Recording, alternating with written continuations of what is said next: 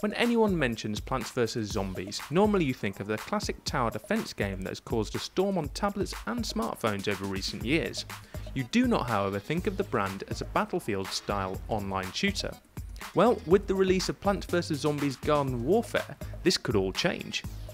Kid-friendly shooters are pretty few and far between, probably because on paper it sounds like a terrible idea, but to our surprise, Garden Warfare is genuinely a good game and brings lots of new things to the table.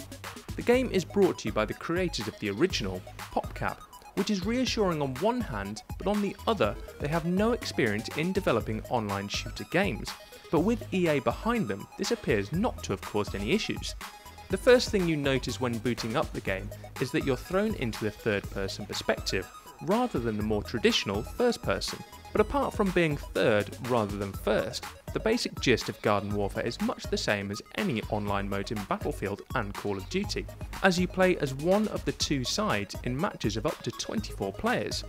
And if you're not familiar with the original two smartphone games, it's not to your peril, and the reason that it is third person is most probably so you can recognise the characters from the original immediately. However, as the plants never used to move in the original, a bit of tweaking has gone on to turn the game into a shooter, but otherwise they look and act pretty much as you would have imagined.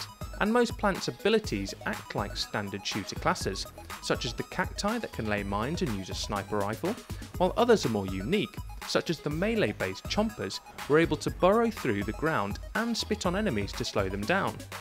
When it comes to zombies, you have the engineer, who can call in drone attacks, the teleporting scientist, and the American football zombie who fires hand eggs at the unfortunate plants. When it comes to game modes, there are just 3 on offer at the moment, including Team Vanquish, which is just basically a version of Team Deathmatch, Gardens and Graveyards, and Garden Ops, which includes nods to the original tower defense game, where you must defend against waves of the enemy by setting up plant-based defences in flower pots that litter the map. Just like the original game, it's simple and highly addictive. While not coming across as the most visually impressive Xbox One title, the cartoon visuals still look the part, and it's a refreshing change to have such a colourful backdrop while still getting a pretty slick shooter. And when you get stuck into the game, you can earn new abilities and cosmetic extras by purchasing sticker packs with in-game currency. This works amazingly well, and you earn virtual currency at what seems like a decent rate.